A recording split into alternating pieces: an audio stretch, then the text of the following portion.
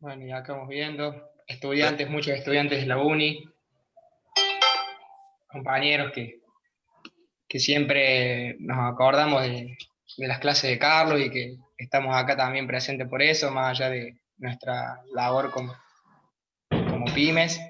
Eh, También venimos a una clase, a una verdadera clase de economía, así que eh, muchos de los compañeros que se han sumado por eso. Hola Juan Cruz, ¿cómo estás? De Ticino, ¿verdad? Estuvo ahí presente en toda la difusión y acompañó.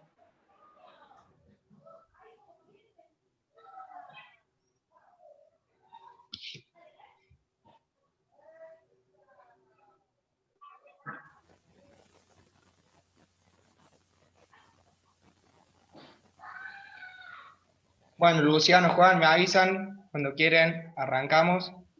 Cuando me digan ustedes, yo arranco con la Sí, vamos largando. presentación. Sigue llegando gente, pero vamos largando. Como quieran, no sé la audiencia si así lo permite, si no arrancamos en unos minutos más para...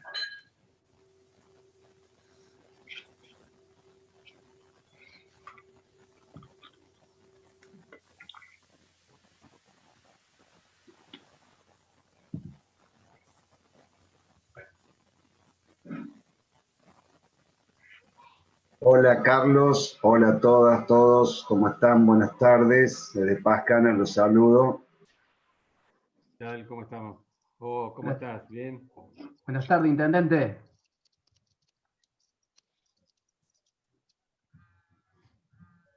Muy bien, un gusto participar.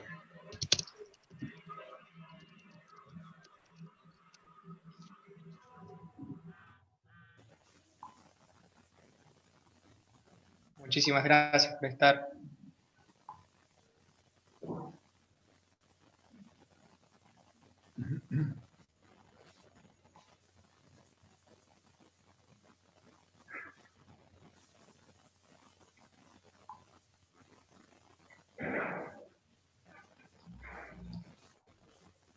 Hola Analia, ¿cómo estás? Compañera de la red local.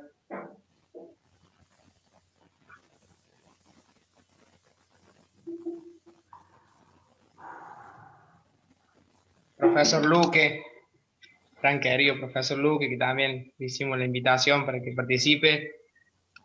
Y es un honor tenerlo acá. Ex profesor, está jubilado, ¿verdad?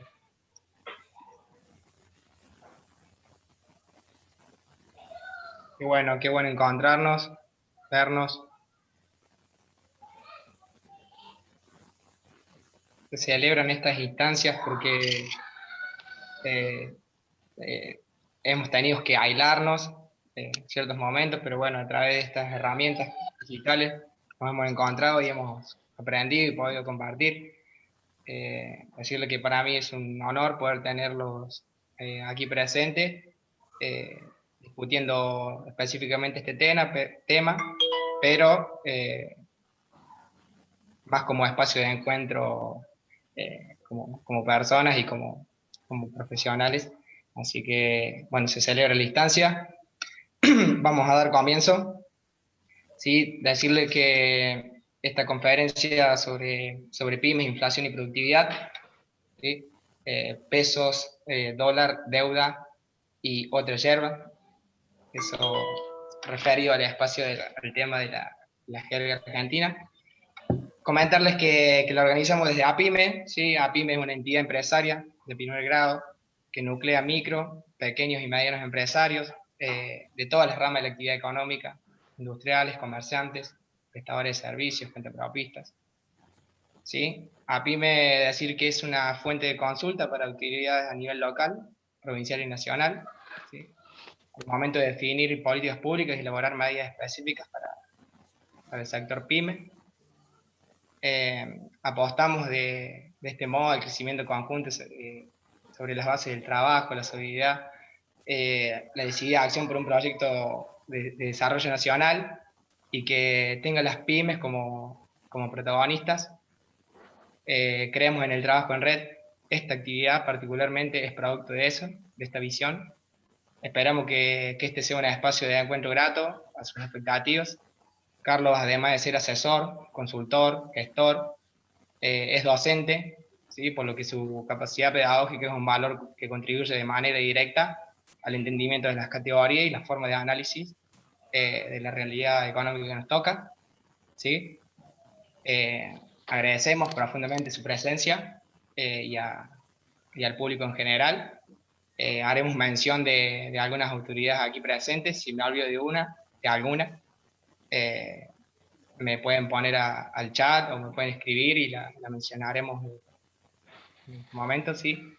Mencionar la presencia del ex vicerrector del ONBM, Aldo Paredes, el coordinador del gabinete del rectorado del ONBM, Germán Caseta, ¿sí? También ex decano, el presidente de la fundación de la UNBM, Luis Martínez, concejales de distintas municipalidades, autoridades municipales, autoridades provinciales y nacionales del Banco Credicop, ¿sí? Al diputado Eduardo Fernández, a legisladores provinciales, a la ex decana Elizabeth Taylor y bueno, demás. Espero que puedan pasarlo bien, ¿sí? Se dejará un espacio al final para las preguntas. Y por ser la última instancia, tampoco creemos que es la menos importante, porque creemos en el feedback con el que aprendemos y nos manejamos diariamente. Habiendo dicho esto, es toda suya la audiencia, Carlos. Bien, buenas tardes. Bueno, la idea es que hablemos más allá de lo que expresa el título. La idea es que hablemos un poco de cuál es el probable escenario de la economía argentina el próximo año, digamos. Vamos a comenzar mirando la situación internacional. La Argentina obviamente está dentro del mundo y forma parte de los ciclos de la economía global. Así que vamos a hacer una primera consideración sobre cómo estamos viendo el desempeño de la economía mundial el año que viene y también la visión que tenemos sobre los precios de los commodities y las materias primas para el año que viene, un tema centralmente importante para la Argentina en términos de la generación de divisas. Y con esos elementos vamos a pasar después a mirar el desempeño probable de la economía argentina y ahí analizar un conjunto de variables que son relevantes para cualquier empresario, casi diríamos para cualquier ciudadano, digamos, pero a nivel de empresas básicamente pensando que quien organiza este evento es APIME. Y en realidad vamos a hablar entonces de cómo estamos viendo el nivel de actividad económica interna, qué pensamos que va a ocurrir ahí, qué pensamos que va a pasar con la inflación, qué pensamos que va a ocurrir con el dólar, con las tasas de interés en el sistema financiero, qué pensamos que va a pasar también con la presión impositiva y otras variables más. Y con esos elementos vamos a ir armando una especie de rompecabezas para comenzar a debatir cómo pensamos que se va a desarrollar la economía argentina el año que viene y cómo va a afectar a los distintos segmentos empresarios, comerciantes, industriales, operadores del área de servicios, cadenas de valor de agroalimentos, donde por supuesto va a haber muchas diferencias, va a haber una gran heterogeneidad en términos de rentabilidades, es lo que estamos visualizando, y por lo tanto va a haber también diferencias a nivel regional, que van a ser también muy importantes para mirar, y donde vamos a intentar también debatir cuál va a ser probablemente la política que lleve adelante el gobierno argentino, para tratar de acomodar un poco el carro de una economía que va a enfrentar muchos desafíos el próximo año, muchos desafíos aún a la salida de la pandemia.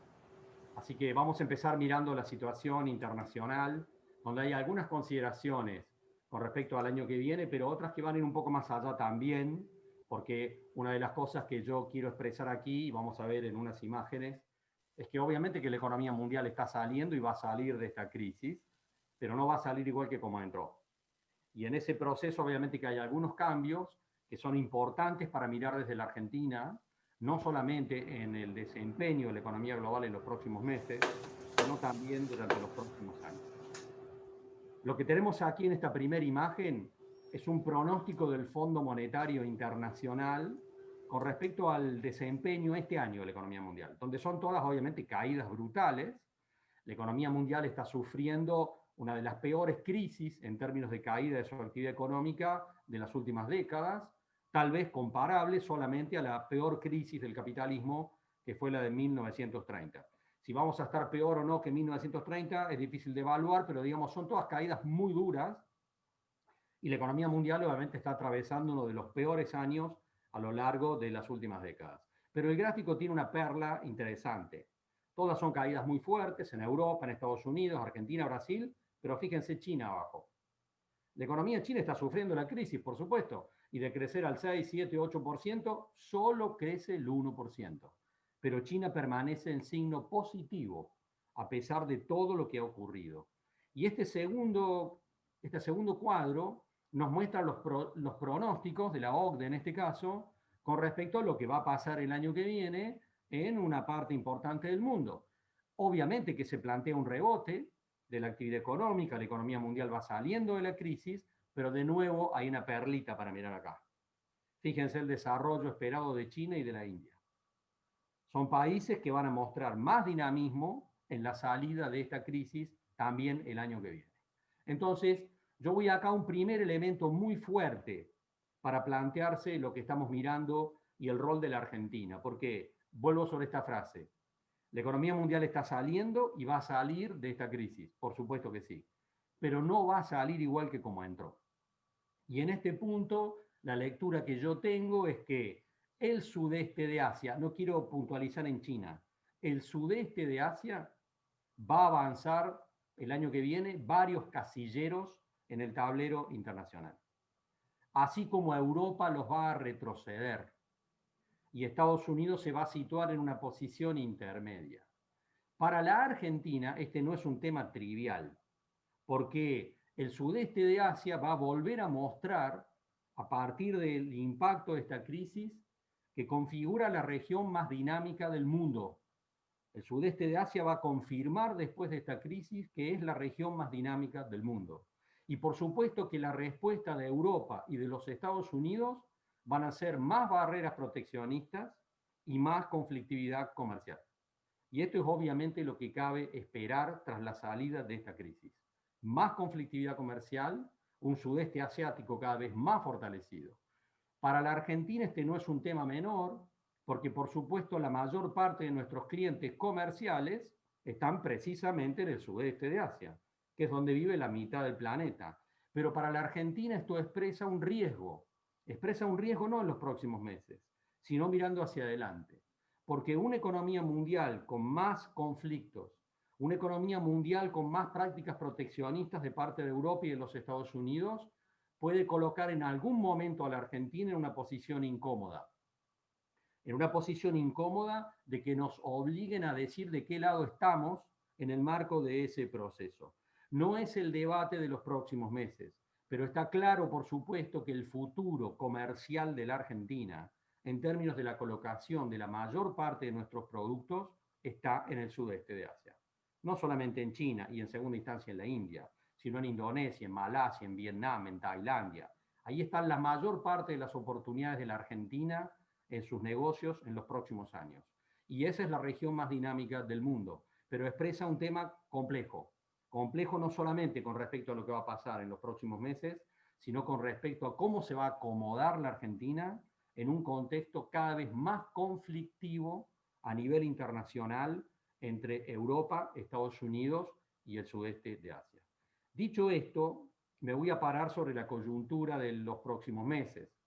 Este es un índice de precios que se calcula en Londres. Con los alumnos siempre hablamos de este gráfico porque es muy importante. Es un gráfico que se calcula en Londres todos los días desde hace más de 60 años y que mide el comportamiento promedio de unos 25 commodities o materias primas a nivel global. O sea que este gráfico me muestra el comportamiento de los precios de los granos, las harinas y los aceites en Chicago, en Londres, en Rotterdam, pero también me muestra el desempeño de los metales, del petróleo, de la leche en polvo, etcétera, etcétera.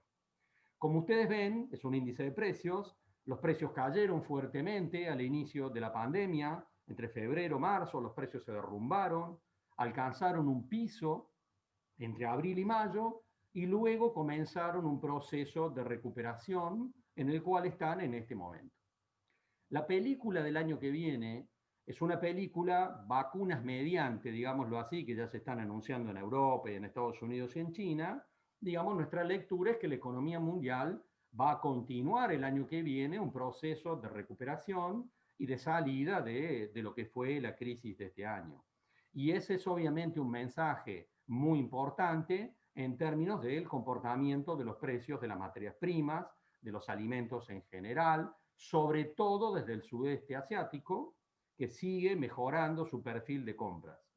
La lectura de que los precios de los commodities y de las materias primas el año que viene van a tener un recorrido positivo, no solamente descansa en la salida de la pandemia de la economía global, sino que también descansa sobre algunos otros elementos complementarios, como son que las tasas de interés a nivel de los países desarrollados están cerca del 0%, producto de una liquidez inmensa, inmensa la liquidez en el mundo en términos de capitales, en gran medida porque Estados Unidos, Europa, Japón, etcétera, se largaron a imprimir billetes también frenéticamente para enfrentar la crisis, tasas de interés cercanas a cero, alta liquidez internacional y debilidad del dólar frente al resto de las monedas fuertes del mundo. Esta es otra lectura muy importante. Esa es la lectura del año que viene. Un dólar que se debilita frente al euro, frente al yen, frente al yuan, frente a la libra esterlina. No frente al peso argentino ni frente a la moneda de Tanzania, ¿está bien? Pero sí frente a las principales monedas del mundo. Y algunos de ustedes dirán, ¿y eso importa en este análisis? Sí, porque esos elementos complementarios que acabamos de mencionar configuran el combo de análisis para decir que el año que viene va a haber un recorrido positivo de los precios de los commodities y de las materias primas a nivel mundial. Porque los precios de los commodities y de las materias primas no solamente dependen de la demanda genuina, también dependen del comportamiento del mercado de capitales y del sistema financiero, que están todos interactuados. De tal manera que hay una lectura positiva con respecto a la demanda mundial de materias primas, de alimentos y de commodities para el año que viene por este combo de elementos. Y por supuesto que para la Argentina como país, esta es una noticia positiva. Porque obviamente si las cosas que vendemos en el mundo están en un escenario de recuperación o en un sendero positivo, eso por supuesto que para la Argentina es una noticia positiva. Este gráfico que tenemos acá muestra el precio de la soja en Chicago. El precio de la soja en Chicago ha tenido una aceleración muy fuerte, no solamente por la mayor demanda del sudeste asiático y particularmente de China, sino también por otros aspectos de riesgo climático que están planteados. Digamos, Chicago, que es la principal plaza del mundo, hace 2 meses está mirando básicamente a Sudamérica a través de sus satélites, mirando la cuestión climática de la Niña, como se dice, tanto en Brasil como en Argentina. Y esto ha exacerbado los precios, y por eso vemos en Estados Unidos y en Chicago particularmente un precio para la soja arriba de los $400, cosa que no se veía desde el 2016, digamos. Y por supuesto que para algunos segmentos de la economía argentina y para algunas regiones particularmente y para los productores agrícolas, esta es una noticia positiva. Los precios no suben hasta el cielo, en realidad, y tienen reacomodamientos permanentes, y esta semana lo tuvieron. Pero más allá de los reacomodamientos que cabe esperar en un mercado que tiene volatilidad, lo que está claro, de nuevo, y lo volvemos a reafirmar, es que los precios de los commodities apuntan a tener un sendero positivo en el 2021. Y por supuesto que para la Argentina, en general, esa es una buena noticia. Y para algunos de los segmentos regionales cercanos a Villa María también lo es, porque de ahí depende una parte de la circulación monetaria en nuestra región.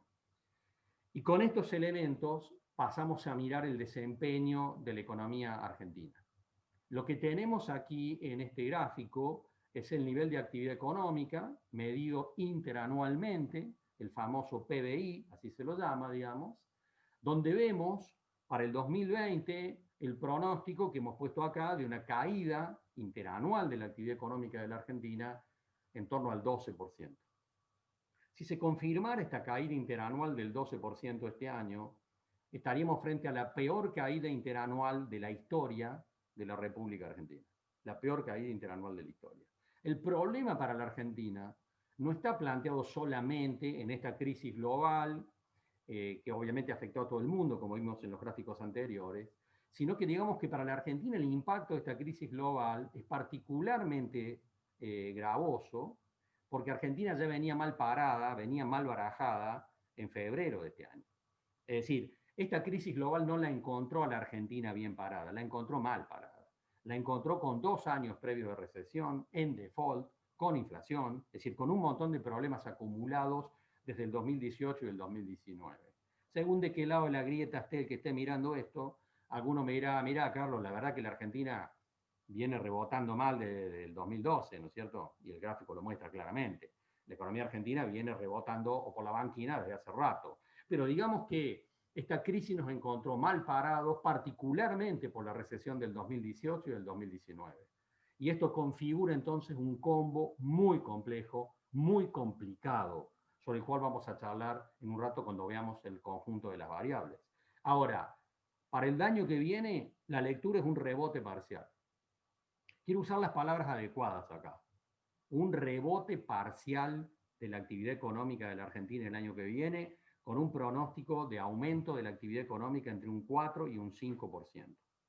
¿A qué responde, digamos, la lectura de un rebote parcial de la economía argentina el año que viene? Básicamente a dos elementos. El primero lo decíamos hace un rato, una economía global con precios de commodities, de materias primas, una economía mundial más amigable. A la Argentina siempre le viene bien, sea cual sea el presidente, sea cual sea el ministro de Economía o el plan económico.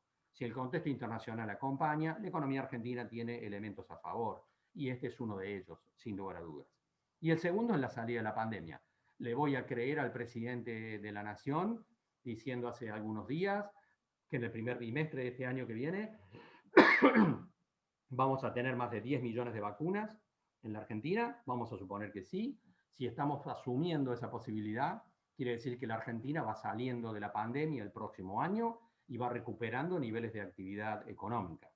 Esos dos factores me expresan la visión del rebote de la actividad económica, esperado para el año que viene. Es un rebote parcial. La palabra crecimiento no corresponde que sea usada en este análisis. Y voy a usar entonces una metáfora. La metáfora de una escalera que alguno me la habrá escuchado decir antes. En el 2018, la Argentina bajó 3 escalones. En el 2019 bajó 2 escalones y medio más. Y este año baja 12 escalones más adicionalmente. De tal manera que si el año que viene la economía argentina sube 5 escalones, los está subiendo desde el sótano, puede ser, desde el segundo nivel del sótano. Y convengamos que entonces estamos hablando de reactivación parcial. El concepto de crecimiento está fuera de agenda en la lectura de este proceso. Y entre muchos analistas hay un debate hoy sobre cuándo, como una buena pregunta, cuándo la economía argentina va a poder recuperar el nivel de producción que tenía en el 2017. ¿Por qué el 2017? Porque ustedes ven ahí en el gráfico que ese fue el último año con algún comportamiento positivo. Bueno, para que la economía argentina recupere el nivel de producción en general que tenía en el 2017, con viento a favor, van a tener que pasar entre 3 y 4 años. Entre 3 y 4 años. Porque esta crisis no es cualquier cosa. La Argentina ha sufrido uno de los peores golpes de su historia, si no el peor. Y por lo tanto la recuperación del conjunto de la economía argentina no va a ser una cosa fácil ni agradable. Por supuesto que, y esto es muy importante, hay que aclarar que este es un análisis general de la economía argentina, pero hay diferencias sectoriales muy relevantes. Y por supuesto que si hay diferencias sectoriales, hay diferencias regionales. Y voy a citar un ejemplo que vengo citando hace rato porque me toca muy de cerca. El complejo manicero, por ejemplo, cordobés, que es la pieza clave de la exportación de maní en la Argentina, tuvo una rentabilidad excelente en la última campaña. Si yo me voy a Hernando, me voy a General Cabrera, me voy a General Dehesa, y digo, che, está todo destruido, está todo mal, me van a mirar como un bicho raro. Porque obviamente que la rentabilidad del sector manicero ha generado una diversificación de recursos en esos lugares y nadie en Hernando va a estar pensando que el país está tan complicado como estamos diciendo acá. ¿Por qué? Porque la rentabilidad del maní obviamente generó y multiplicó actividades en la localidad. Ahora, si yo me voy de Hernando por la ruta y me meto en el Valle de Calamuchita y me voy a Santa Rosa de Calamuchita o a Villa General Belgrano, y ahí me voy a encontrar que no vuelan ni los pájaros. De tal manera que en solo 70 kilómetros de distancia yo voy a encontrar diferencias regionales muy grandes, que tienen que ver, por supuesto, con diferencias sectoriales. Y esta traslación del análisis vale para lo que sigue de lo que vamos a charlar del año que viene. Porque estamos diciendo que el sector agropecuario y particularmente el sector agrícola van a tener tal vez buena rentabilidad. Algunos de ustedes me dirán, y Carlos, pero la niña va a haber problemas con los rindes. Bueno, si la niña y la sequía son durísimos, obviamente que el impacto se va a sentir. Pero si pensamos en una proporción de rindes, digamos, un poco por debajo de los rindes promedios, digamos que a los precios que hoy está mostrando Chicago, eso queda claramente compensado. Es decir, una baja promedio del 15, del 20% en los rindes históricos, hoy queda compensada por la suba de los precios que venimos viendo en Chicago.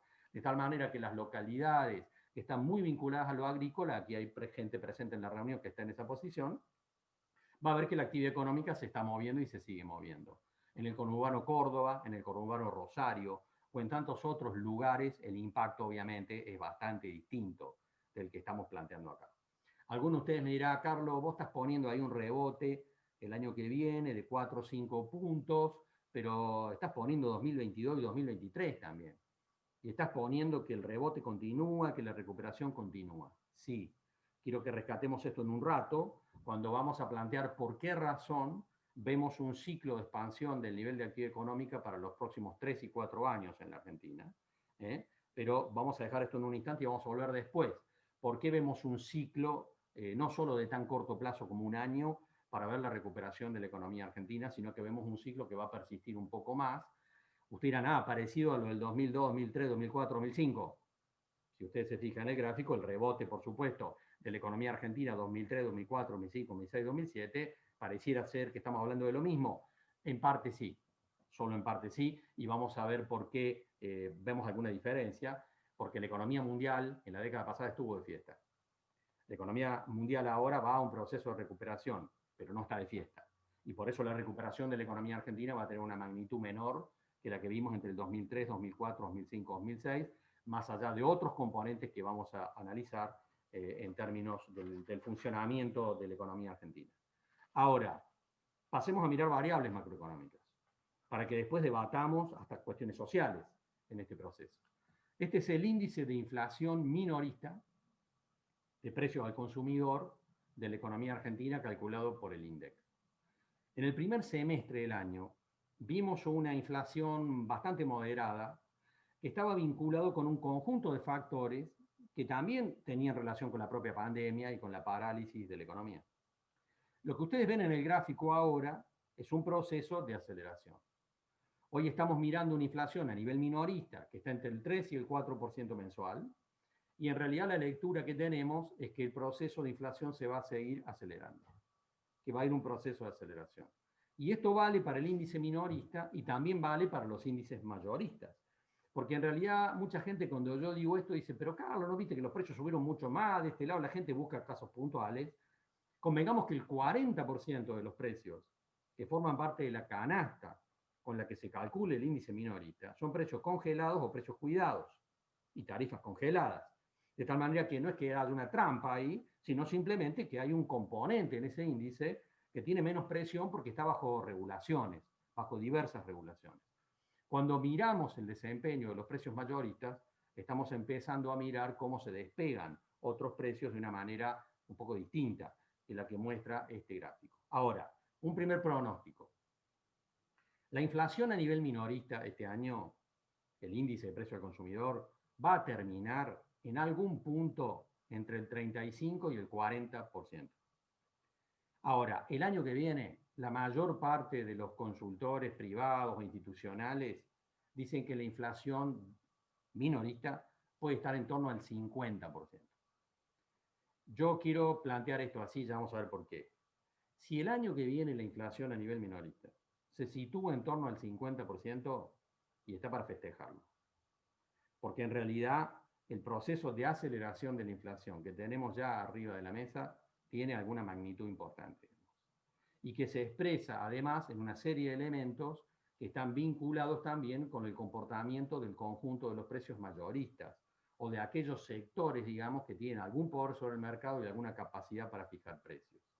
Y en este punto lo quiero ejemplificar con este caso particular, uno de los casos, el sector de la construcción. Esta tabla me la armó un colega, en realidad, que tiene un corralón, aquí cerca de Villa María, cerca de Belleville, y me puso los precios de cómo evolucionaron en el sector de la construcción entre mayo y octubre de este año. La inflación, mirada a nivel mayorista, también tiene consideraciones importantes en términos de dispersión de precios. Fíjense cómo acá estamos hablando de productos que subieron un 17% entre mayo y octubre y otros que subieron un 56%. Es decir, esto no es homogéneo y expresa, por supuesto, diferencias y dispersiones que son importantes. Ustedes dirán, ¿y por qué está pasando esto en el sector de la construcción? Es compleja la respuesta. En realidad uno diría, bueno, se activó la construcción. Muchos de ustedes saben que hubo una reactivación de la construcción a nivel privado en los últimos meses sobre sectores que estaban parados o con muy poca producción. Este es un elemento. Activación de demanda con sectores que venían medios paralizados, obviamente me genera aumento de precio.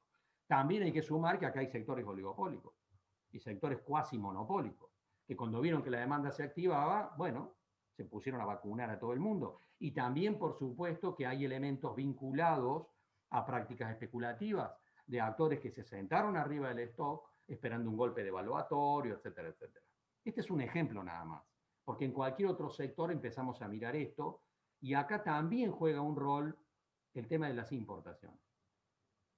Porque en el tema de las importaciones, en realidad, están jugando otros elementos en esa relación que están vinculados con que el gobierno argentino está frenando ingresos de importaciones, sí. Lo está haciendo para, de alguna manera, racionar el uso de divisas. Pero el control sobre las importaciones no solamente está vinculado a un gobierno argentino que quiere racionar el uso de divisas. Hay un acuerdo no escrito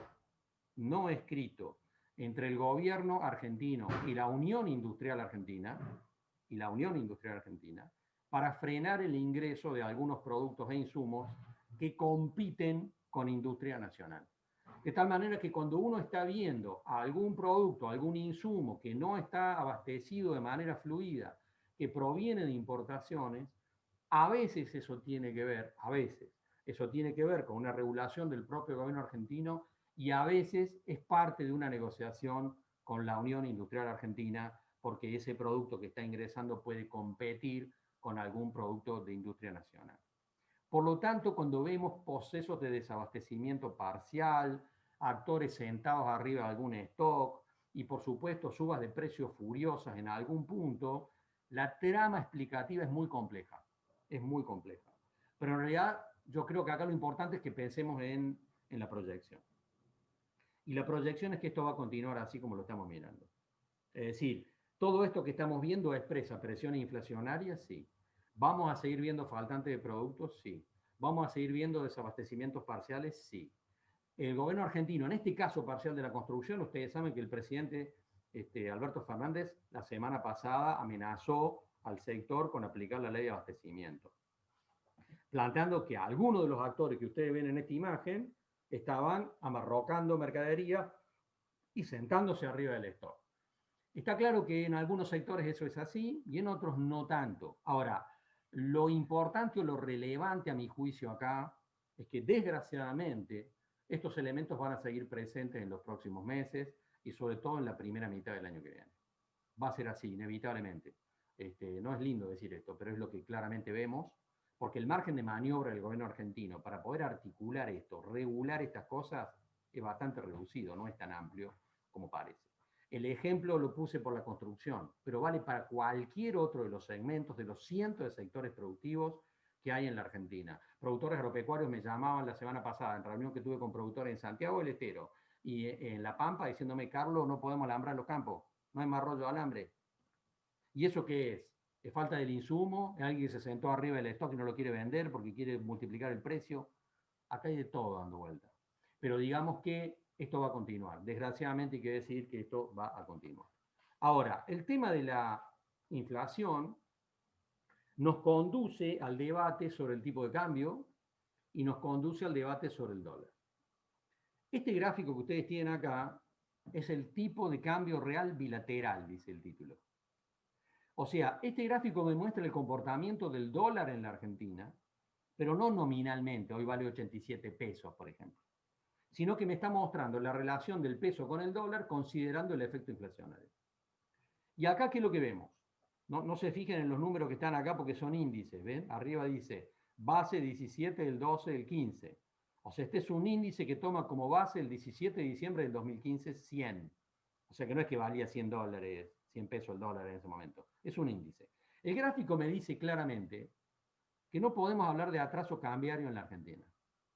No se puede hablar de atraso cambiario. Atraso cambiario había en el 2016-2017, ¿se ubican acá? Los primeros 2 años de Macri. Atraso cambiario, puedo decir que había con Axel Kicillof de ministro en el 2015 y Cristina Fernández, sí, había atraso cambiario. Ahora, decir que acá en esta punta del gráfico hay atraso cambiario, a mí me parece que no corresponde. Y por supuesto el gobierno argentino dice que no lo hay, pero quiero ir a varias cosas en esta relación. El gobierno argentino dice que no hay atraso cambiario y que este tipo de cambio es competitivo. Ustedes digan, bueno, el gobierno tiene que decir eso. Lo dijo esta semana el presidente de la Unión Industrial Argentina. No hay atraso cambiario en la Argentina. Usted ahí, lo que pasa es que como la Unión Industrial está negociando con el gobierno y también tiene que decir eso.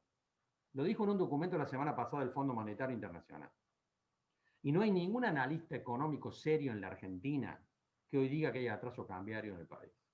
Este tipo de cambio es competitivo, como lo muestra claramente este gráfico.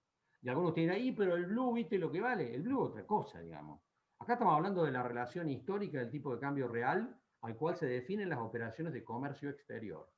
Este gráfico mide el mercado oficial de cambios. Y podemos decir que en la Argentina no hay atraso cambiario. No hay atraso cambiario. Ahora, ¿qué va a hacer el gobierno argentino? ¿Qué va a hacer el Banco Central con el dólar? Lo mismo que viene haciendo desde enero. Moviendo la cotización en el mercado oficial de cambios en sintonía con la inflación. Eso es lo que hizo en enero, en febrero, en marzo, en abril, en mayo, en junio, en julio, en agosto. Y es lo que está haciendo este mes y lo que va a seguir haciendo en los próximos meses. Ahora, ¿en algún momento va a liberar el cepo? No el año que viene. Y van a seguir todas las restricciones sobre la demanda de divisas. No cabe ninguna duda de eso, con impacto sobre las operaciones de comercio exterior, etc. Pero no se va a acelerar el tipo de cambio, no va a haber una aceleración en la cotización del dólar oficial. Sí, ahí dice sí. ¿Pero por qué se va a producir? Porque va a haber más inflación. Entonces, si en enero la inflación es del 5%, y entonces el dólar se va a devaluar en el mercado oficial un 5%. Y por lo tanto el gráfico anterior va a seguir mostrando la línea de puntos, ven acá, suspensivas, que se mantiene horizontal. ¿Por qué? Y porque si la inflación sube al mismo ritmo que el dólar, entonces quiere decir que el dólar en términos reales o en términos relativos sigue valiendo lo mismo. Y esto es lo que vamos a seguir viendo en los próximos meses. Ahora, en este punto, ¿cabe esperar un golpe devaluatorio? En los próximos meses no. En los próximos meses no. Y el gobierno argentino, por supuesto, no está dispuesto a convalidar un golpe devaluatorio. Porque detrás de un golpe devaluatorio viene un golpe inflacionario y vienen aumentos en los niveles de conflictividad social, redistribución regresiva del ingreso, un montón de problemas que yo no tengo que decirle a ninguno de ustedes lo que significan porque los ha vivido en distintas etapas. De tal manera que el gobierno argentino va a hacer lo que sea para evitar el golpe devaluatorio en los próximos meses. Y todas las medidas que ha tomado en los últimos 2 y 3 meses apuntan a un puente precisamente para alcanzar el segundo trimestre del año que viene, cuando el gobierno considera que el mercado de cambios, el mercado de divisas se va a estabilizar con relativa fluidez. Ahora, en este punto, voy a hacer un pequeño comentario sobre lo que pasó el último mes y medio. Cuando se descomprimió el contado con liquidación, cuando se descomprimió el blue, que hoy terminó más cerca de los 150 pesos. Pensemos que el blue llegó casi a 200 pesos, hoy está en 150. Bueno, ¿qué pasó en realidad? ¿Por qué se descomprimió el contado con liquidación? Mientras ustedes escuchaban periodistas o medios de comunicación diciendo que a fin de año el blue iba a valer 500 pesos, cualquier tipo de verdura, digamos, diciendo lo que iba a ocurrir. Vamos a explicar lo que pasó el último mes y medio, para después hacer alguna consideración sobre lo que pensamos que va a ocurrir. Porque por supuesto que la brecha entre el dólar oficial y el dólar contado con liquidación y el dólar blue o el dólar negro generan distorsiones en el funcionamiento de la economía. Eso está fuera de cualquier discusión. Les cuento esto. El día jueves de la semana pasada tuve una conferencia para empresarios en Salta. Empresarios de las cadenas de valor, Molino, etcétera. Todos sumamente preocupados. ¿Por qué? Porque los bolivianos se pasan de este lado con dólares, billetes y se compran todo. Y entonces esas empresas, un molino harino me decía, no puedo conseguir trigo, no lo voy a conseguir nunca, porque no puedo pagar al dólar blue. Usted ni cómo pasa ese trigo después comprado en negro al mercado boliviano. Y pasa de noche, no sé, como sea. Pero está claro que la distorsión o la brecha entre el dólar oficial y el dólar blue y el dólar contado con liquidación generan distorsiones que son dañinas para el funcionamiento del sistema productivo. Ahora, vuelvo sobre lo que decíamos recién. ¿Por qué se descomprimió el contado con liquidación? ¿Por qué se descomprimió el blue? Y acá hay que decir lo siguiente. Lo primero tiene que ver con una oferta de bonos. El ministro Guzmán, hace un mes y medio, percibió, detectó que la presión que había sobre el dólar contado con liquidación, que es una operación bursátil, estaba básicamente explicada desde la compra muy fuerte que hacían diversos fondos de inversión norteamericanos y europeos, que habían quedado acorralados ya en la época de Macri, entre los cuales estaba uno famoso que se llama Templeton, digamos. Y esos eran los actores que, queriendo salir de la Argentina, se habían hartado de estar en la Argentina, querían salir de cualquier manera y operaban sobre el contado con liquidación para transferir recursos a la Bolsa de Nueva York. Cuando el ministro Guzmán percibió eso, los convocó a esos fondos de inversión a una reunión por Zoom como esta que estamos haciendo acá. Y en esa reunión, ¿qué les dijo esos fondos de inversión? Ustedes han perdido mucha plata en la Argentina estos últimos años. Y la siguen perdiendo saliendo de esta manera. Les proponemos que se queden en la Argentina hasta el año que viene en pesos y les vamos a ofrecer un canje sobre los bonos que tienen con otros bonos, pero que van a ajustar en pesos, pero por la evolución del tipo de cambio en el mercado oficial. Bonos dólar linked. Para sorpresa de mucha gente, los fondos de inversión aceptaron la propuesta del ministro Guzmán. La aceptaron. Y a la semana siguiente se hizo una licitación, la primera de este tipo de bonos que se hizo hace algo más de un mes, que fue fuertemente exitosa, precisamente porque los fondos de inversión especulativos compraron esos bonos, los canjearon y se quedaron hasta el año que viene. Ustedes dirán, bueno, eso obviamente descomprimió el contado con liquidación porque hubo menos demanda. Y ustedes dirán, pero ¿y con el blue? ¿Por qué? ¿Qué tiene que ver el blue con eso? Y en realidad la caída del blue se explica por lo que técnicamente en economía llamamos un proceso de arbitraje. Un proceso de arbitraje. ¿Qué significó? Que algunos jugadores fuertes, no el chiquitaje, sino algunos jugadores fuertes, cuando percibieron la caída del contado con liquidación, salieron a vender dólar blue a 190 y pico pesos y se pasaron al contado con liquidación a 160. O sea, le ganaron 30 pesos de un saque por dólar, digamos. Ustedes dirán, pero es una locura. ¿Cómo una empresa o un grupo fuerte va a salir a vender dólar blue en el mercado negro y después va a comprar contado con liquidación, que es una operación en blanco? ¿Que están locos? No, porque en realidad habían entrado al blue varios meses antes en negro, ahora salían de vuelta, de tal manera que compensaron una operación con la otra y quedaron en una posición que difícilmente la AFIP pueda detectar. Y ahí tenemos entonces por qué el blue también se descomprimió hasta el día de hoy. Ahora, hubo otro factor que habla a veces también de los problemas éticos en este país. Porque el gobierno argentino y el Banco Central decidieron en el primer semestre, en medio de la pandemia, que había que ofrecerle a muchas empresas en la Argentina que estaban complicadas créditos al 24% anual en pesos. Una tasa claramente negativa, claramente subsidiada. ¿Y qué detectó el Banco Central a los meses? Que algunas empresas que habían recibido ese crédito subsidiado al 24% para acomodar la situación de la empresa, estaban usando esa plata para operar en el contado con liquidación y llevar divisas a Nueva York. Bueno, así es este país. Entonces, cuando el Banco Central detectó eso, dijo, no, bueno, basta.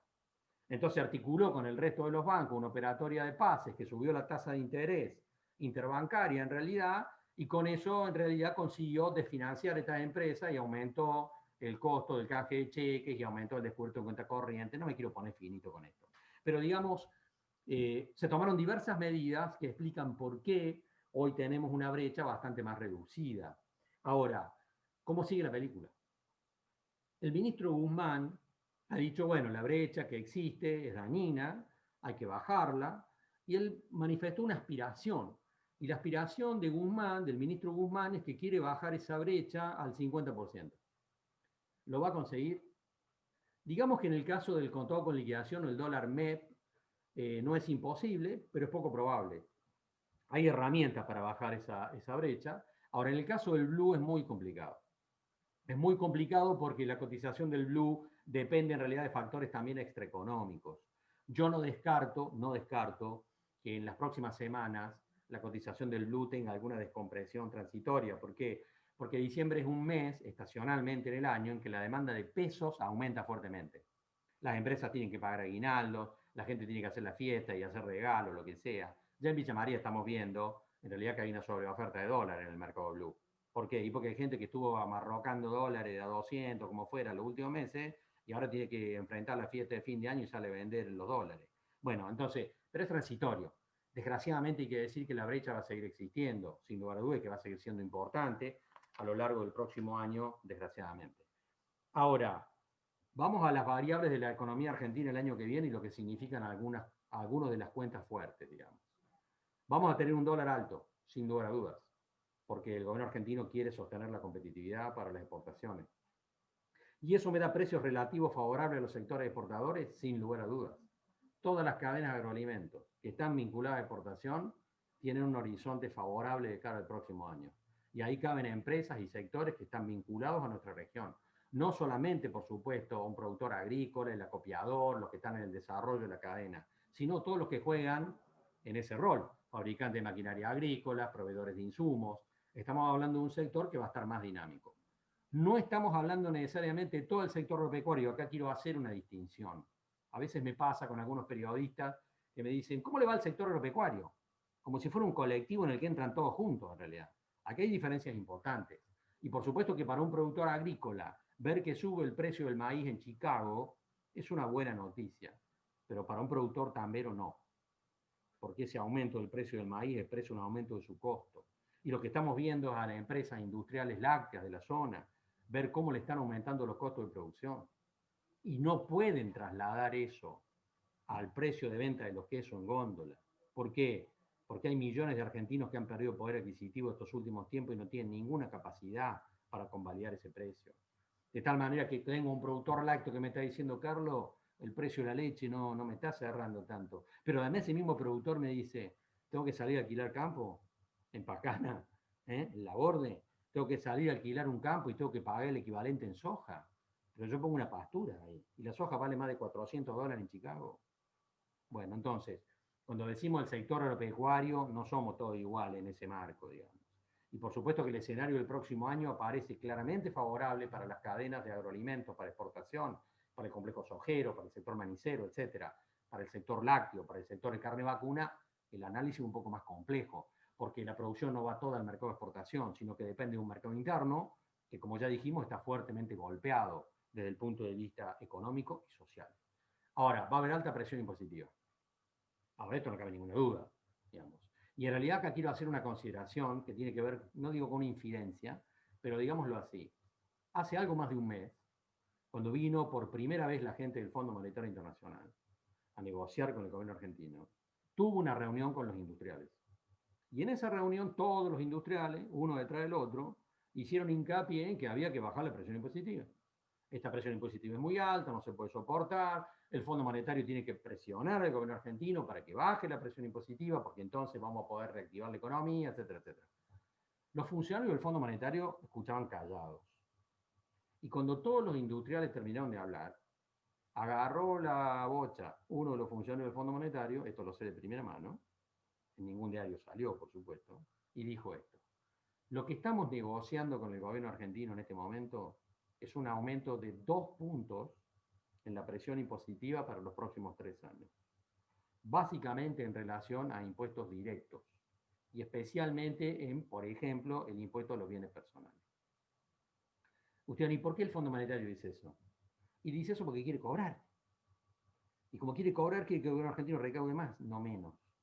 Usted dirán, bueno, pero esto es discutible. Bueno, acá no estamos fijando una posición valorativa. Estamos diciendo cuál es la posición del Fondo Monetario Internacional. Y quiero ir sobre un ejemplo vinculado con el Credicop también.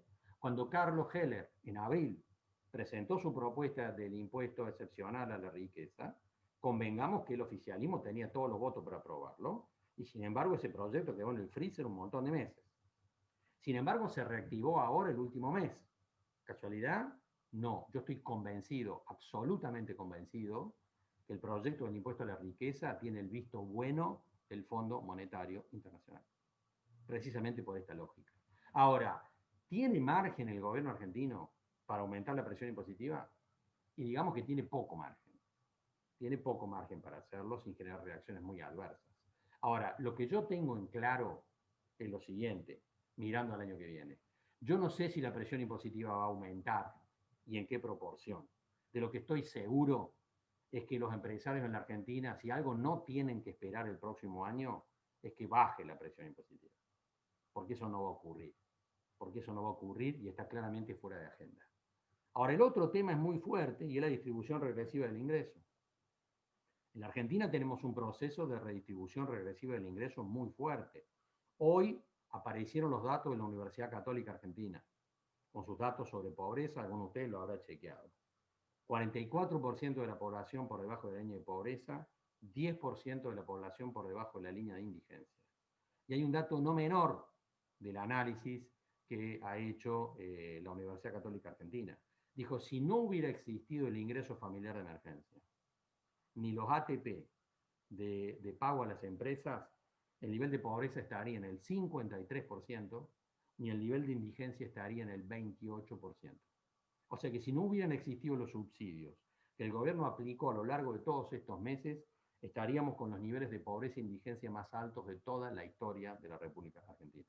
Los valores son altísimos igualmente, por supuesto. Hablar de un nivel de pobreza en el 44% es durísimo, y lo es también hablar del nivel de indigencia. Y esto tiene que ver además con la recuperación que se puede esperar o no en el poder adquisitivo de millones de personas. Porque hay millones de personas en la Argentina que perdieron poder adquisitivo en el 2018, lo volvieron a perder en el 2019, en el marco de la recesión, y lo perdieron más fuertemente en el 2020. Si alguien piensa que un jubilado, por ejemplo, nacional, que viene de 3 años consecutivos de pérdida de poder adquisitivo, ¿lo puede recuperar ese poder adquisitivo mágicamente el año que viene? Bueno, el que piense eso, que cree en Papá Noel, si le parece. Pero efectivamente eso no va a ocurrir. Y esto expresa por qué la Argentina no va a salir tan fácil de esto. ¿Por qué no va a salir tan fácil de esto? Más allá de las diferencias regionales, de las cuales hablamos, más allá de las diferencias sectoriales que visiblemente están planteadas. Digamos. Pero está claro que hay amplios sectores de la sociedad argentina que han recibido un durísimo golpe a lo largo de estos últimos 3 años. Y es muy difícil pensar que van a poder recuperar su poder adquisitivo de una manera rápida. Acá estamos frente a un problema de carácter, ya diríamos, estructural, al igual que la tasa de desocupación, que tiene, no digamos, un escenario encubierto, pero hay un montón de elementos aquí que están dando vuelta de todos los problemas que tenemos debajo de la mesa, de los cuales vamos a hablar en un rato. Ahora, alta inflación, de eso ya hablamos. La Argentina va a tener una inflación más alta, clarísimamente el año que viene. Hay un conjunto de factores que inequívocamente nos dicen que la inflación va a ser más alta. Y las tasas de interés en el sistema financiero van a ser negativas. Van a ser negativas frente a la inflación. Porque hay, mira, ahí, pero un plazo fijo ahora te dan el 37%. Y si la inflación va a ser el 50%. Quiere decir que la tasa va a seguir siendo negativa. Esto es una amenaza o una oportunidad, depende de dónde esté parado, digamos. Porque obviamente el gobierno argentino va a seguir convalidando que las tasas sean negativas, precisamente, en términos reales, precisamente para reactivar el consumo y la inversión. En la reunión del Comité de Crédito del Banco hoy analizamos unas líneas de crédito que van a venir subsidiadas de la Nación para créditos productivos, a sectores productivos en términos de proyectos de inversión con tasas que pueden llegar al 22%. Tasa fija, 5 años. 22-25% para proyectos de inversión. Estas cosas van a aparecer y están planteadas, digamos, y son una parte importante de cómo tenemos que mirar también la lectura sobre el desarrollo regional, cómo podemos pensar negocios para jugar a la reactivación de la economía argentina desde el espacio regional que estamos compartiendo desde el punto de vista productivo. Me preocupa la puja distributiva el año que viene. Es un elemento complejo. ¿A qué le llamamos los economistas puja distributiva? Bueno, precisamente cuando empiezan las tensiones entre distintos sectores para repartirse la torta. Convengamos que la mayor parte de los gremios en la Argentina, los sindicatos en la Argentina, tuvieron posiciones muy permeables, muy flexibles a lo largo del presente año. Pero es muy posible que el año que viene haya un recrudecimiento en las convenciones colectivas en términos de que hay muchos sectores que van a querer recuperar parte del poder adquisitivo que se perdió.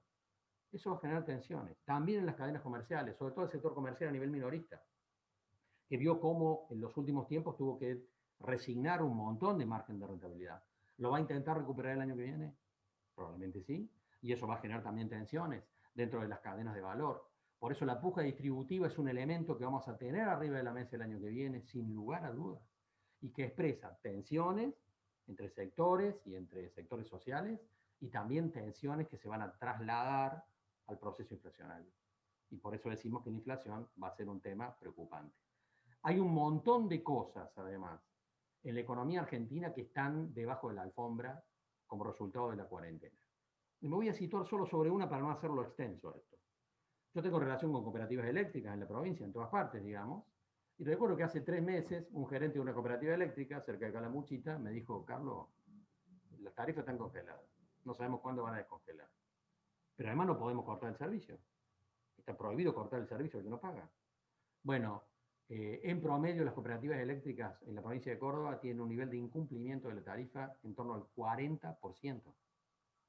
Entonces pensemos en una cooperativa eléctrica que me dice: che, vos sabés que la tarifa está congelada, pero además el 40% de la gente no me la paga. Entonces uno de los gerentes me dijo hace 3 meses: Carlos, ¿qué va a pasar en enero cuando se descongele esto? ¿Qué va a pasar con las tarifas? Pero además de pasar con las tarifas, uno de los gerentes me dijo: ¿y qué va a pasar con lo que nos deben? Este vecino que no nos pagó de abril, y acumulamos de abril a diciembre que no nos pagó, ¿qué va a pasar? ¿Va a haber que condonarle? ¿Va a haber un plan de pago? ¿Qué es lo que va a pasar? Y me dice: ¿qué está pensando el gobierno argentino? No tengo idea. En realidad no creo que ningún funcionario del gobierno argentino sepa lo que se va a hacer ahí. Ahora, este es un ejemplo, ¿eh? Es un ejemplo de tantos.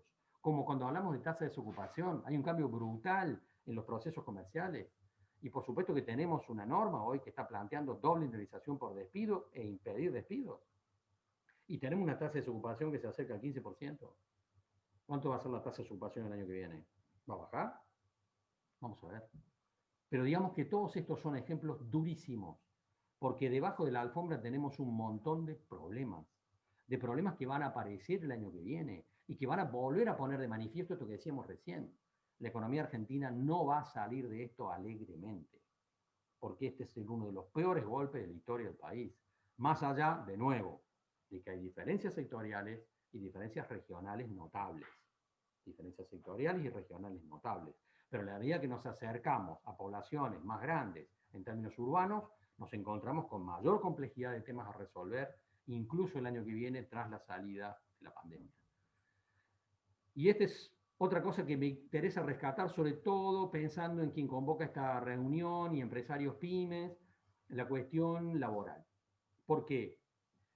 Esto es lo que el gobierno argentino está negociando en este momento con el Fondo Monetario Internacional. Un acuerdo de facilidades extendidas, pero yo quiero hacer una diferencia sobre un punto. La diferencia entre lo que fue la negociación de Macri en el 2018 con la negociación que está llevando el gobierno argentino en este momento. Y quiero marcar una diferencia muy importante. Cuando Macri se sentó a negociar con el Fondo Monetario en el 2018, el Fondo Monetario le exigió ajuste fiscal, por eso subieron la retención a la deportación, entre otras cosas. Pero le planteó 2 reformas estructurales, se llamaban en ese momento. Le dijo: tenés que ir por una reforma previsional, y tenés que ir por una reforma laboral. Macri no hizo ninguna de las 2 cosas, no importa. Pero el tema es, ¿dónde está planteada la negociación ahora? El Fondo Monetario es más flexible porque sabe que no tiene margen para otra cosa, entonces le dice: no, está bien, no acomodé las cuentas fiscales el año que viene, pero presentame un proyecto plurianual, acomodámela en 3 años la cuenta fiscal. Y andame por la reforma previsional, se lo está pidiendo. El gobierno argentino está ahí jugando a ver qué hace con eso. ¿Ustedes es tan importante ese tema? Sí, porque el 50% del gasto público del gobierno argentino se va en jubilación y pensión. Es el hueco más grande que tiene el gobierno argentino. Es el hueco más grande que tiene el gobierno de la provincia de Córdoba. Es el hueco más grande fiscal que tiene el gobierno de Santa Fe, etcétera, etcétera, etcétera. Y entonces el Fondo Monetario presiona sobre esa vía y ustedes verán que ese es un tema que se está discutiendo. Pero a donde me quiero referir es otra cosa. En la negociación que se está llevando a cabo en este momento, no se está tocando el tema de la reforma laboral. Dijimos, el Fondo Monetario se lo pidió a Macri en el 2018. No se lo está pidiendo a este gobierno en la negociación. Ustedes dirán: ¿y por qué? Porque sabe que no tiene margen para pedírselo. Entonces voy a sobre este tema. Ni el Fondo Monetario Internacional le está pidiendo al gobierno argentino una reforma laboral. ¿Cabe esperar una reforma laboral en la Argentina el año que viene en términos de flexibilización? Me parece que no. Me parece que eso está fuera de agenda del gobierno argentino y por supuesto también de los organismos internacionales. Y me parece un tema no menor, porque yo me encuentro permanentemente con empresarios que me están diciendo: pero acá hace falta una reforma laboral. Hace falta una reforma laboral y hay que flexibilizar las normas laborales. Yo no espero que pase nada con respecto a este tema, no quiero emitir ningún juicio de valor tampoco al respecto. No creo que pase nada el próximo año. Ahora, En el mientras tanto también hay un montón de cosas que expresan algo que les planteé al comienzo y que me parece muy importante de rescatar, que es lo siguiente. Yo puse en el gráfico, lo voy a poner, en el gráfico del PBI, que vimos al comienzo, por eso estamos cerrando, no solamente un rebote positivo el año que viene, sino un rebote que sigue siendo positivo en el 2022 y en el 2023. Yo tenía que tener la bola de cristal, lo soñaste. En realidad ese análisis surge de esta lógica que quiero compartir con ustedes. Esta viborita que tenemos acá me muestra los ciclos de política económica en la Argentina. Voy a arrancar de la década del 70, M. Oz, Martínez de Oz, el economista de la dictadura. ¿Cuál fue la estrategia? Apertura económica, atraso cambiario, altas tasas de interés. Cuando en la Argentina pasa esa combinación, la rentabilidad queda asociada a sectores de servicio, al sistema financiero, bicicleta financiera, y los sectores directamente productivos quedan castigados por falta de competitividad. Por supuesto, la Argentina se empieza a endeudar, cuando ocurren esas cosas, la Argentina se empieza a endeudar y después termina colapsando. Entonces viene la década del 80, con Alfonsín como símbolo, digamos, con tipo de cambio muy alto, tasas de interés negativas frente a la inflación. Y por supuesto un proceso donde la rentabilidad queda asociada a los sectores directamente productivos, que son cuáles, los que tienen que generar la divisa para pagar la deuda. Esa fue la década del 80. Década del 90, de vuelta, Menem Cavallo, apertura económica, atraso cambiario, eso fue la convertibilidad, tasas de interés fuertemente positivas, alta rentabilidad financiera, bicicleta financiera, sectores productivos todo para atrás. Entonces, por supuesto, la Argentina pierde competitividad, empieza el proceso de endeudamiento y todo eso termina estrellando la calecita. Y por supuesto, entonces después viene la etapa de la primera década de este siglo, ponemos ahí Néstor Kirchner, digamos, pero son los primeros años de la década, tipo de cambio alto, tasa de interés negativa, competitividad del lado de los sectores productivos, porque hay que dedicarse a producir y generar divisas.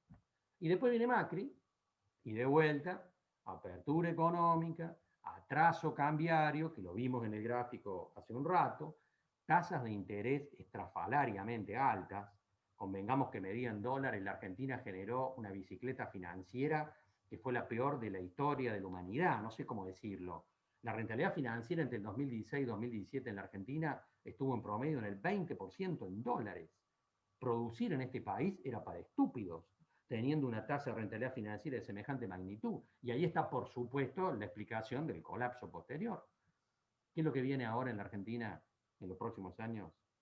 Tipo de cambio competitivo, tasa de interés negativa, rentabilidad del lado de los sectores productivos, que son los que tienen que generar las divisas para pagar la deuda. Y esto va a durar unos cuantos años, sea quien sea el presidente de la nación y sea quien sea el ministro de Economía. Bueno, voy a dejar acá, y bueno, tenía una sola imagen para mirar, además lo que me resulta muy agresivo de todo lo que ha pasado este año. Ahí dice los jinetes del apocalipsis, que son parte de un texto bíblico, ¿no es cierto? Los jinetes del apocalipsis son 4 en la Biblia. En la Argentina son miles. Miles de actores que a lo largo de todo este año se dedicaron a batir el parche con respecto a que el apocalipsis era inminente, ¿puede ser? Yo desde marzo hasta acá en muchas conferencias, más que dedicarme a hablarle a los empresarios de lo que iba a ocurrir, me tenía que dedicar a decirles lo que no iba a ocurrir y que era lo que ellos estaban escuchando todo el tiempo.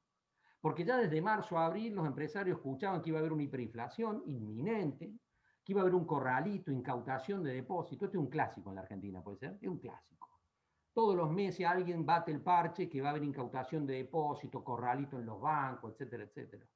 Golpe devaluatorio, desde abril el golpe devaluatorio inminente, el Banco Central se quedó sin divisa, tiene divisa negativa, neta, desastre, estallido social. En marzo empezamos a escuchar a algunos periodistas, medios de comunicación hablando del estallido social, y a mí, que trabajo mucho en el sector agropecuario, todos los meses explicar a los productores que no iba a haber aumento de retención en la exportación.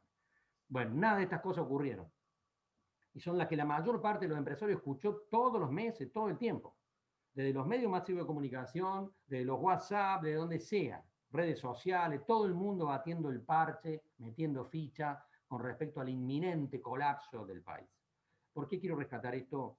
Porque el año que viene esto se va a exacerbar. No me cabe ninguna duda, es un año electoral, van a jugar un montón de factores y vamos a ver cada vez más información basura en la Argentina dando vuelta todo el tiempo. Y por supuesto que la recomendación en una reunión como esta, organizada por una entidad empresaria, es decir a los empresarios: crucen información, no se queden con lo primero que escuchan. Acordemos a nuestros abuelos que decían que había que escuchar la otra campana, ¿puede ser?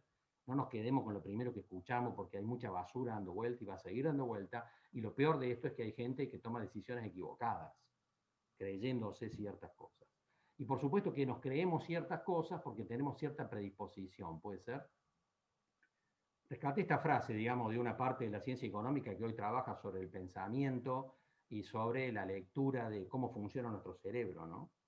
Y en realidad en ese punto está lo que se llama sesgo de confirmación. Una rama de la economía hoy se dedica a trabajar esto. Cómo pensamos, cómo funciona nuestro cerebro, también en términos de irracionalidad. ¿Qué se entiende por sesgo de confirmación? La tendencia a considerar como verdadero aquello que coincide con nuestra opinión previa y a desestimar como falso aquello que la contradice. Y en un país como la Argentina, donde la grieta es inmensa, donde el nivel de intolerancia es cada vez peor entre distintos sectores de la sociedad, este es un peligro muy grande trasladado al próximo año, que a mí particularmente me preocupa mucho, en términos de que si no somos capaces de generar determinados consensos, es difícil que la economía argentina pueda tener un carril o un camino de desarrollo sostenible en el tiempo, con los niveles de conflictividad que tenemos dentro de la sociedad, con segmentos sociales altamente intolerantes y que funcionan mentalmente bajo la lógica que dice este párrafo. Bueno, yo dejaría acá la exposición para que, si les parece, empecemos a debatir todo esto, a intercambiar opiniones, ideas, los comentarios de parte de los asistentes. Bueno, Carlos, De acuerdo con impecable. que, Muchísimas gracias, bien. Se escuchó bien y siempre impecable el análisis, ¿verdad? Bueno, agradecerte y sí, como decías, vamos a hacer un momento del feedback que decimos nosotros, parte de las preguntas y las respuestas.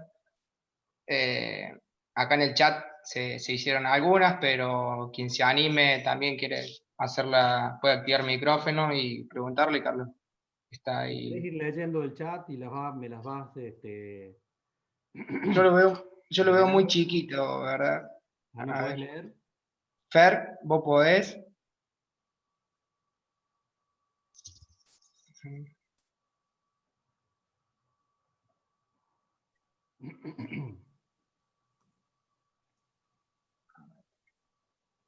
Tema servicios públicos, tema inflación.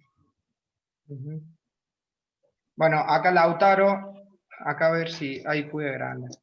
Lautaro dice: hola Carlos, el hecho de que sigan ofreciendo bonos para contener las subidas del CCL en caso de que haya presión aún sobre la demanda, ¿tiene un costo interesante para el gobierno? Pregunta Lautaro. Sí. Después Fernando quería preguntar por los servicios públicos, que hiciste una mención ahí igual sobre la cooperativa, pero bueno, ¿querés responder ahí o las voy leyendo? Sí, el gobierno argentino, a través de algunas de sus ventanas, incluyendo el ANSES, está ofreciendo bonos que tienen una tasa de rentabilidad alta. Yo, cuando trabajo con mis clientes, estoy recomendando para mis clientes, los que tienen alguna liquidez y no tienen necesidad de mover esa plata en los próximos tiempos, yo estoy recomendando que compren el AL30 y el AL35. Son bonos en realidad que están rindiendo entre el 15 y el 17% en dólares. Está claro que esos precios han caído fuertemente como resultado del riesgo país y toda la situación de incertidumbre. Esos bonos van a mejorar su precio, claramente, tras el acuerdo con el Fondo Monetario, y expresa una oportunidad. Pero en el mientras tanto es cierto que el gobierno argentino está cambiando eso, está lanzando en el mercado una parte de esa deuda que finalmente va a haber que acomodar en el tiempo, ¿no es cierto? Porque finalmente va a haber que pagarla. Ahora, está claro que en el acuerdo con el Fondo Monetario, esto es un tema no menor, la Argentina está negociando hacer pagos muy discretos de aquí al 2025, casi insignificantes, muy pocos pagos. El 2025 sería un punto de inflexión para acelerar el tema de los pagos, y a partir del 2026 hay un compromiso de pago que está arriba de los 20.000 millones de dólares anuales. Alguien me dirá, pero es una locura, ¿de dónde va a salir la plata para pagar eso? Lo que pasa es que de aquí al 2025 se supone que la Argentina va a bajar el riesgo país, va a volver a mostrar algún nivel de confiabilidad en el mercado financiero internacional y va a poder funcionar como funcionan todos los países del mundo, donde los bonos se canjean por otros bonos, digamos, un proceso de canje permanente, donde lo que tenés que tener para pagar la diferencia es la plata para pagar los intereses, digamos, ¿no? Es una apuesta, obviamente una apuesta. Si el gobierno argentino no ha vuelto al mercado internacional de capitales voluntario en el 2026, se le va a hacer absolutamente imposible enfrentar los pagos de compromiso de deuda que está arreglando con el Fondo Monetario e iremos a otro default de nuevo. Esto es imposible de predecir hoy, ¿no es cierto? Pero está claro que el cronograma del acuerdo con el Fondo Monetario está planteado bajo esta lógica. Prácticamente ningún pago, ningún compromiso de pago en el 2021, 2022, 2023, 2024, aceleración en el 2025 y fuertes compromisos de pago a partir del 2026. Lo cual también se traduce en una lectura de mediano plazo que es la que tenemos. Para que la Argentina pueda afrontar sus compromisos de pago de deuda futuros, tiene que generar muchas divisas genuinamente. Muchas. Tiene que multiplicar sus exportaciones. Y eso obviamente solo se puede conseguir con un dólar alto. Dólar alto son salarios bajos, ¿no? Medidos en dólares. Bueno, Carlos, acá también desde el Partido Solidario te preguntan, según tu opinión, ¿hay un lugar en la política que se viene para realizar reformas necesarias con una segmentación adecuada, legislando de manera diferenciada entre chicos y grandes, o sea, entre pymes y corporaciones? Bueno, en el sector agropecuario, por ejemplo, el gobierno argentino anunció, ¿no es cierto?, una serie de compensaciones para los productores más chicos con respecto a las retenciones y las exportaciones. Pero es como la quinta vez que lo anuncia. Yo todavía no vi la plata de esa dando vuelta. Y esto tiene que ver con las restricciones o las limitaciones que tiene el gobierno con respecto a los manejos presupuestarios, ¿no? Yo hasta acá solamente lo he visto en el tema del sector agropecuario como anuncio. Es posible que encontremos algunas otras medidas tendientes a de alguna manera segmentar, pero no he tenido noticias fehacientes de que eso vaya a avanzar, digamos. Porque también para la AFIP no es tan fácil administrar eso, ¿no? No es tan fácil de administrar, como no es tan fácil de administrar lo que se planteó con respecto a las retenciones segmentadas, que fue un reclamo de la Federación Agraria Argentina, al cual el gobierno argentino supuestamente ha dado el visto bueno, y sin embargo hace muchos meses que venimos hablando de esto y el poncho no aparece. Perfecto. ¿Alguna? Analía está queriendo preguntar, Emanuel. Sí, Si querés, Analía, toma el micrófono. Compañeros, buenas tardes. ¿Y cómo estás, Carlos? ¿Qué decís? ¿Cómo estás? ¿Qué decís? Bueno, después de tu brillante exposición, no me queda brillante a mí porque yo quedé obnubilada frente a la presentación y oscuridad de nuestros próximos pasos.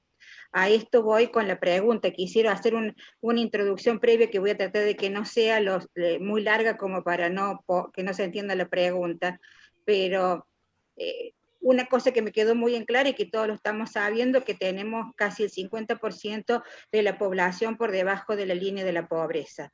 Sin embargo, fíjense que en todo esto que nosotros hemos estado escuchando nos hemos puesto a fijar qué pasa con el sistema financiero, qué pasa con los contados con liqui, qué pasa con las exportaciones, qué pasa con una serie de cuestiones que no están en ese 50%. Y sí hemos hablado cosas que están en ese 50% que son negativas, que son posibilidad de una ley de reforma laboral y posibilidad de una ley de reforma jubilatoria. Posicionándome justamente en ese grupo y sobre todo en la defensa de los trabajadores, perdón por decir esto en una reunión PYME, pero bueno, es lo que a mí me compete. Yo quisiera saber cómo salimos. Tengo una idea, no soy economista, pero mi idea es subvertir lo que tenemos, entre paréntesis. Bueno, la cuestión es, ¿qué hacemos? Porque estamos acá en un laberinto donde en cada salida nos espera un león del sistema capitalista financiero, no solamente internacional, sino sobre todo nacional, porque no tenemos opción. O sea, hasta el sistema productivo se acopla al sistema financiero para cuando nos pisa los precios de los productos que necesitamos para construir, por ejemplo. Entonces, ¿qué hacemos? Bueno, te comento cómo veo esto de varios frentes, digamos. Yo desde mi adolescencia rescato una frase que le escuché a Salvador Allende, presidente de Chile, que una vez dijo: la política es una cuestión de poder, no de tener la razón. Es decir, en política se dirimen espacios de poder en términos de negociación. Yo puedo tener toda la razón del mundo. Si no tengo una estructura de poder detrás, difícilmente las cosas vayan a salir como quisiera. El gobierno argentino está negociando claramente con la Unión Industrial Argentina, con el Consejo Agroalimentario Argentino. Claramente es visible ese proceso de negociación, donde en realidad están, obviamente, los principales grupos empresarios de la Argentina.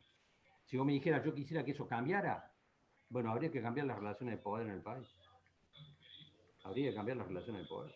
Lo cual nos saca del análisis económico, ¿no es cierto? Nos remite a otros temas. Ahora, hay un ejemplo muy fuerte para mí del margen de maniobra limitado que el gobierno siente que tiene. Fíjate vos, ¿te acordás cuando Daniel Arroyo, a mediados de año, mencionó que había que pensar en un ingreso universal garantizado? ¿Te acordás? Y dijo, en algún momento tenemos que salir del ingreso familiar de emergencia, porque esto es una emergencia, como expresa el título, pero cuando la economía argentina arranque en el 2021 va a haber varios millones de personas que van a seguir desocupadas, que van a seguir con problemas, y tenemos que pensar en un ingreso universal garantizado. ¿Te acordás? No solamente lo dijo él, tuvo apoyo de distintos sectores. ¿Qué quedó de ese discurso? Nada. No quedó nada. Y en realidad prevaleció la posición de Guzmán, diciendo, muchachos, acá hay que acomodar las cuentas fiscales. Y Guzmán prevaleció en un debate hasta el mes pasado, porque todos los gobernadores incluso presionaban para que el ingreso familiar de emergencia continuara a diciembre, ¿no es cierto? Y salió Guzmán y dijo, no, perdón, no tengo la plata. Y Guzmán tiró un número, dijo, un ingreso familiar de emergencia adicional es todo el presupuesto de vialidad nacional de un año. Por supuesto, Guzmán es el que está negociando con el Fondo Monetario, que le está pidiendo que acomode las cuentas fiscales. Entonces, tenemos un debate dentro del propio gabinete en ese punto. Ahora, Arroyo hablaba a mediados de año de algo de lo cual no se habla más en el gobierno argentino. No se habla más en el gobierno argentino de ingreso universal garantizado. No se habla más. Hoy estamos hablando de un bono de fin de año para los sectores más vulnerables, que no tiene nada que ver con eso, ¿no? De tal manera que yo percibo que el gobierno argentino siente que está como Tupac Amaru en este proceso, digamos, donde tiene que negociar fuertemente con distintos actores, con distintos sectores, y eso obviamente le genera muchas limitaciones en el margen de maniobra, ¿no?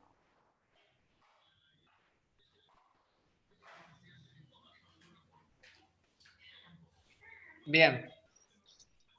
Ahí Marcos Ayesa también, gracias Carlos por la respuesta, también está bueno que bajemos y entendamos también cómo esto también, de cómo nos tiran información, que lo mencionaste, y cómo captamos y cómo queda y cómo se va y la construcción de agenda. Marco, si puedes prender el micrófono, quería hacerle vos la pregunta a Carlos. La veo bastante compleja, si no la leo como tal como la escribiste. Hola, ¿se escucha ahí? Gracias. ¿Sí se escucha bien? Ah, bueno, no, agarré un poquito arrancada la charla, pero bueno, varias de las cosas que venimos discutiendo, inclusive analizando la cuestión agraria, que si uno ve las exportaciones del país, y como vos lo reforzaste, son los sectores donde más beneficio económico está habiendo, los complejos agroexportadores, también diría los complejos mineros, que también no están pagando prácticamente nada de impuestos o de regalías, y que también cobran en dólares. Básicamente la pregunta era qué veías vos como alternativas de política económica que pudieran hacer al pueblo o a la sociedad apropiarse esa renta que se está generando, la renta de la tierra, que es la renta agraria, que impide o que traslada esos precios de la bolsa de Chicago a lo que nosotros consumimos, como bien vos dijiste en el tema de la leche, o en el resto de los insumos, la harina, el pan, todos los alimentos que nosotros tenemos, inclusive la producción hortícola, además, que paga esa renta.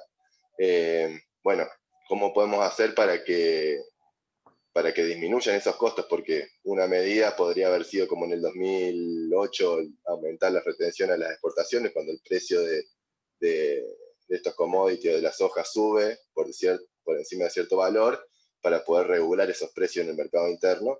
Pero bueno, se puede hacer con otras medidas económicas, como se buscó hacer con Vicentín, por ejemplo, la nacionalización del comercio exterior. Se puede hacer sin esas medidas económicas, y por otro lado, rescato lo último que dijiste, que es una cuestión política, no de tener la razón. También cuáles son, bueno, eso no te lo voy a preguntar tanto a vos, porque ahora está una charla técnica, ¿no? Pero seguramente tenemos que pensar cuáles son las acciones políticas que tenemos que hacer para construir una agenda popular de las organizaciones, que incluya también, obviamente, a los sectores PYME, que tienen que pagar los aumentos en las paritarias que se establezcan, pero a veces los costos no les dan.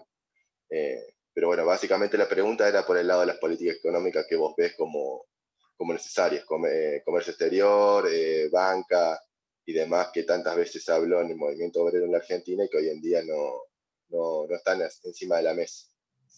Bueno, hablábamos hace un rato, ¿no es cierto?, de las relaciones de poder. Pensemos que el 80% de las exportaciones de la Argentina están en manos de empresas que no son argentinas. De tal manera que una parte sustancial de las relaciones de poder está en manos de grupos empresarios que ni siquiera son nacionales. En ese punto, yo creo que el presidente de la Nación ha bajado una línea a sus funcionarios en el sentido de que no quiere ningún acto agresivo o que pueda ser interpretado como agresivo desde el sector agrícola.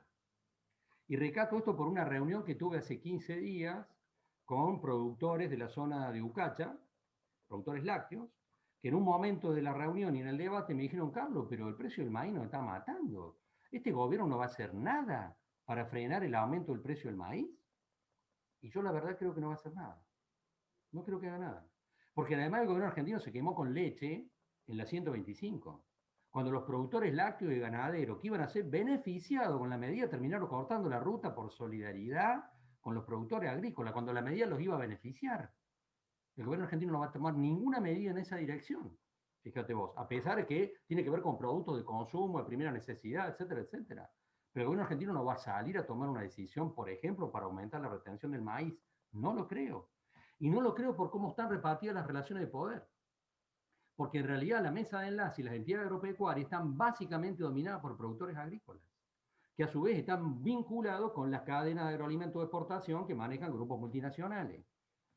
Y en este punto es donde tenemos el margen de maniobra para pensar las acciones, ¿no es cierto? Cómo uno tiene que actuar en ese punto manejando la realidad. Yo tengo una gran admiración, digamos, desde el punto de vista, digamos, de mi formación por un pensador italiano que se llamaba Antonio Gramsci, que decía en realidad que tenemos que actuar bajo la realidad, puede ser. No tenemos que pensar en medidas que estén fuera de nuestro margen de maniobra, porque nos va a ir mal. Y la verdad es que el margen de maniobra es muy escaso. Me parece que es muy escaso. Bajo estas relaciones de poder. Bueno, queda respondida ahí la pregunta para Marcos, y hay alguna más. Si no, voy a dar una última salutaciones ahí al padre 10 de la estancia Yuca, que estuvo presente, está. Al intendente de Pascana, el Rodolfo Filipponi, al intendente de Idiazaba, el Juan Pablo Asia, al intendente de Monte Maíz, que te envía saludos, Carlos, y celebra este tipo de encuentros. A Miguel Olaviaga, del Grupo Gesta, a la Eli Taylor, vicerrectora de nuestra UNBM, a Pablo Palione, director de Federación Agraria de Santa Fe, y a Pablo Ticero, también director de un instituto movilizador de fondos cooperativos, al cual también creo que aludiste ahí. Bueno, y después a todos los estudiantes, compañeros, funcionarios y demás, la verdad que celebramos mucho la instancia. Si queda alguna consulta más, o Carlos, algo que quieras agregar, que te parezca necesario. No, simplemente yo enviarle un saludo a todos, un abrazo a mucha gente que estoy viendo, que hace tiempo que no veo. Acá lo veo al Aldo Paredes, un abrazo. El Aldo, claro. Nos vemos. Y a tanta gente con la que tengo mucho aprecio. Así Carlos, que, para todos. Una sola consultita. Carlos, ¿me escuchás? Sí, te escucho. No, El planteo o la consulta o la reflexión es desde lo público, quienes tenemos la responsabilidad pública, considerando que tenés claro que es un municipio chico, pequeño del interior, en una zona rica, pero con municipios con pocos recursos. Esa realidad nos hace, por ejemplo, trabajar un presupuesto para el 2021, donde un incremento que exceda el 30% ya es una barbaridad para un sector importante de la población. No es que todos son productores agropecuarios que tienen una capacidad de pago importante. Hay un sector amplio de la población que depende de recursos escasos, sueldos generalmente medios bajos y otros sectores que están padeciendo las dificultades que ha dejado la pandemia. Va a ser muy dificultoso para los municipios, más allá de algún recurso que puede llegar vía provincia o nación a través de los diversos programas que por supuesto con beneplácito recibimos y ejecutamos. Va a ser muy difícil sostener la capacidad de prestación de los servicios esenciales de un municipio con el panorama que por ahí estabas marcando, ¿no? Es solo un pensamiento que no sé si lo podés refrendar o corregir. No, comparto absolutamente lo que estás planteando. Los municipios van a tener muchas dificultades el año que viene. Y pensamos además que las negociaciones paritarias van a ser difíciles también. Y va a haber reclamos fuertes, digamos, aumentos salariales, y los presupuestos son muy acotados, y obviamente los recursos que van a venir de los niveles superiores también van a estar acotados, ¿no? Yo no comparto absolutamente lo que estás diciendo. El año que viene estamos viendo un rebote en la economía argentina, pero no hay ninguna fiesta en el horizonte. No hay ninguna fiesta en el horizonte. A la economía en su conjunto le va a costar salir de esta posición. De todas maneras, como decíamos recién, vos particularmente estás en una zona relativamente privilegiada, llamémosle así, frente a otras, ¿no es cierto? ¿Sí? La preocupación que uno puede mirar desde lo social en Pascana no es la misma que podemos mirar en Berazategui, ¿no es cierto? Sin duda. Y ahí es donde tal vez tenemos que pensar también los procesos de las oportunidades, ¿no es cierto? Decimos, vos sos muy consciente que en tu localidad hay un excedente de plata dando vuelta importante en algunos actores. Y tal vez el desafío, como lo hemos charlado tantas veces, es intentar que ese excedente se quede en la localidad, generando inversión en cadena de valor, en lugar de terminar comprando departamentos en Córdoba, ¿no es cierto? Yo creo que eso es parte de un desafío tendiente a generar más empleo en el sector privado, en las localidades pequeñas y medianas, donde la generación de empleo es reducida. Es muy reducida. Cambiar la cabeza en ese sentido, vos lo conocés bien a la zona, es bastante difícil y complicado y con valores que hacen que en la producción primaria hacen que esas inversiones se vayan a otro lado, como bien planteabas. Pero bueno, es el desafío que está, y está clarísimo. Gracias, Carlos, ha sido muy claro en toda la exposición. Muchas gracias por invitarnos a participar. Gracias a la gente de APIME, un placer. Y bueno, siempre a disposición. Gracias. Un abrazo para vos. Muy bueno. Bueno, muchas gracias. Aldo, tenés el micrófono prendido, ¿querés decir algo? No, simplemente felicitar a los organizadores, un abrazo para la gente de APIME y como siempre, brillante Carlos, un abrazo para él y espero que nos podamos encontrar en cualquier momento. Chau, muy bien todo, muy bueno, muy bueno. Valió la pena, ¿eh? Gracias, Aldo, por tu presencia, Bárbaro. la verdad, enriquece mucho. Hasta pronto. Bueno, buenas noches. Dale. Nos vamos despidiendo. Muchísimas gracias. Queda ahí la grabación, va a quedar grabado esto. Y así que si lo quieren volver a ver, para compartirlo y demás, agradecerle nuevamente. Estamos muy orgullosos de poder compartir y celebrar esta instancia y quedamos a disposición también de otras actividades que lleven adelante en sus respectivos espacios, porque acá veo personas gigantes de la región que todos los días salen a articular la sociedad, a articular la economía, a articular, a generar, para fortalecer nuestras instituciones, sean empresarias, públicas, privadas. Así que, bueno, a disposición también personalmente y lo que es esta herramienta APIME para sus distintas actividades. ¿Sí? Y bueno, de nuevo, muchísimas gracias a todos y a todas. ¿Sí? Chao, buenas noches. Gracias.